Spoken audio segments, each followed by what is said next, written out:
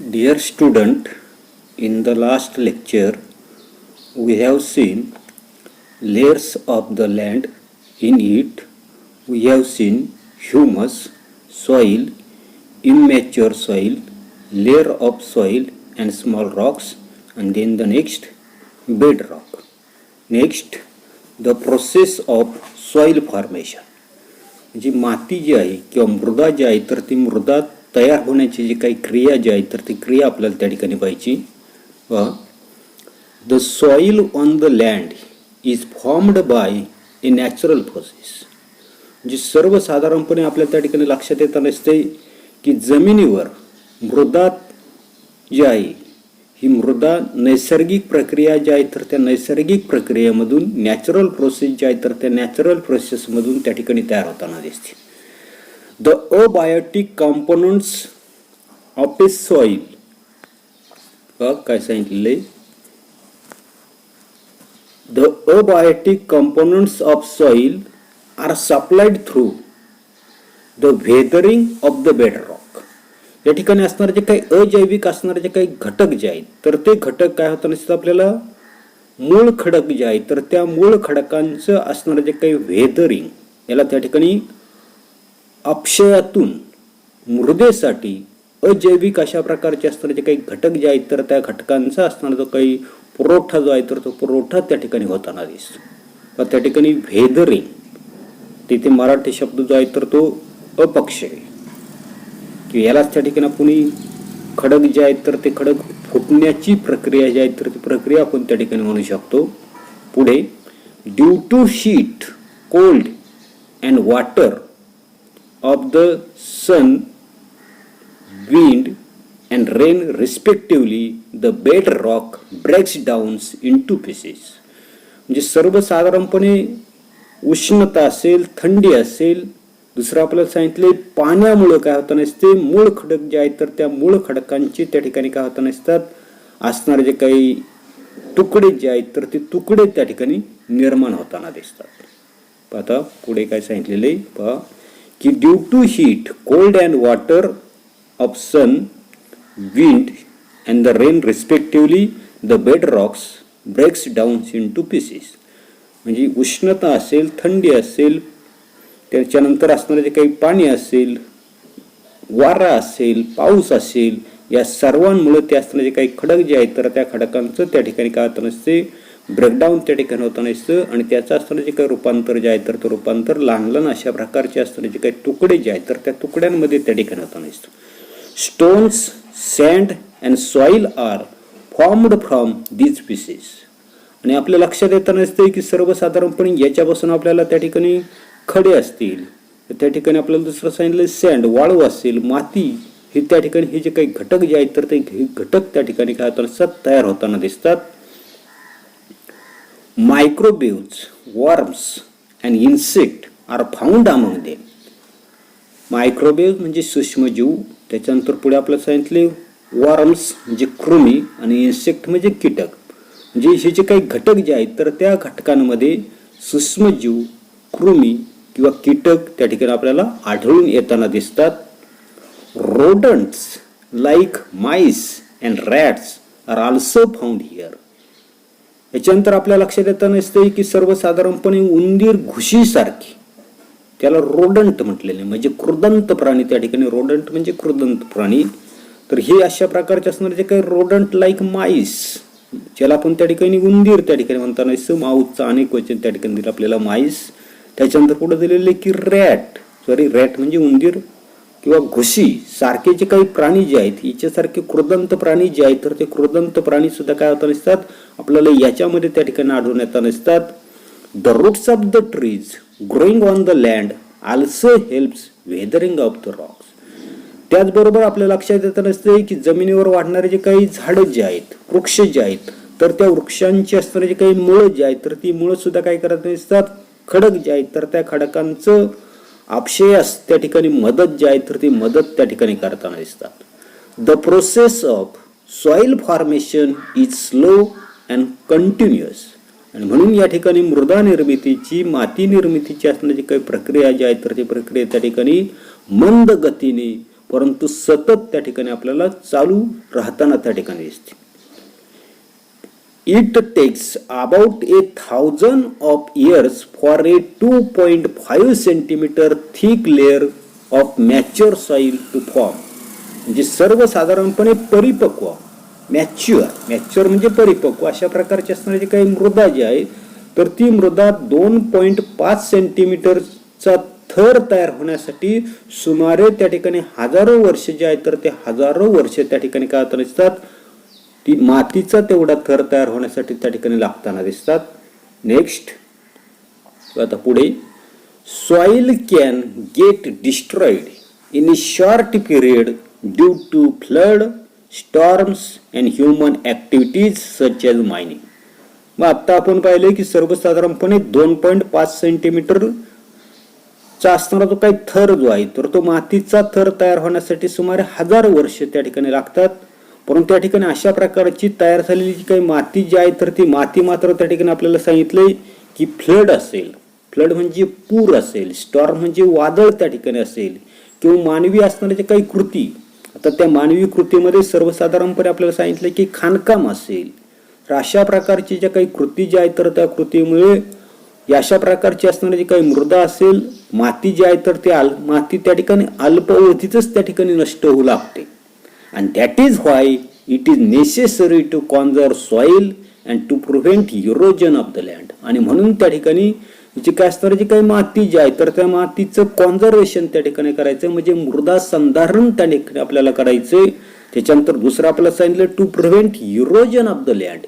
तर इरोजन म्हणजे धूप, म्हणजे जमीन जी आहे तर त्या जमिनीची धूप थांबवणं त्या ठिकाणी आवश्यक त्या ठिकाणी आहे. The best remedy for this is to increase the green cover of the land.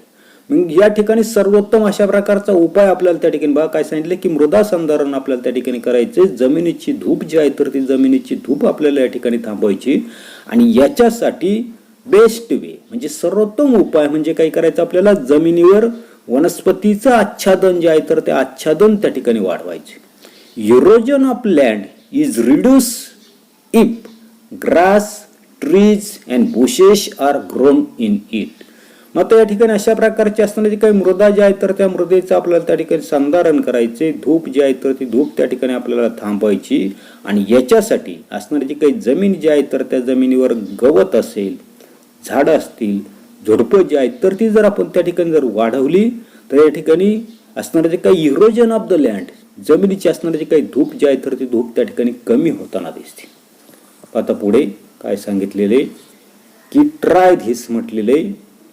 आता ट्राय धिस मध्ये काय दिलेले की obtain specimen of soil from the various places in your surrounding such as your on yard, A garden, hills, reverse, banks, fields and Rocky ground. आता काय सांगितलं की सर्वसाधारणपणे या ठिकाणी आपल्याला नमुने, पेसिमेन म्हणजे नमुने, मातीचे विविध अशा प्रकारचे असणारे काही नमुने जे आहेत तर ते नमुने वेगवेगळे अशा प्रकारचे तुमच्या परिसरामधले असणारे काही ठिकाणं जे आहेत तर त्या ठिकाणं उदाहरणार्थ पहिलं आपल्याला सांगितले की such as your on yard. आपलं असणारे जे काही अंगण जे आहेत घराच्या समोरचे असणारे जे काही रिकामी जागा जी आहेत तर तिला त्या ठिकाणी आपण अंगण म्हणताना दिसतो.